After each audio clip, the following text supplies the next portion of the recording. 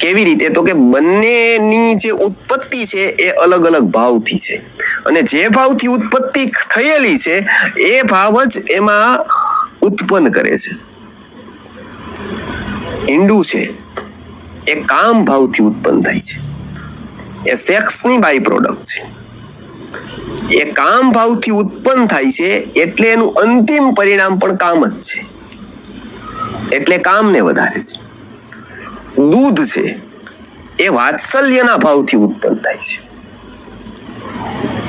એસિટોસિન જે થાય છે ગાયમાં એ વાત્સલ્યના પરિણામે એક અંતઃસ્રાવ ઉત્પન્ન થાય છે અને એસિટોસિન કહેવાય છે.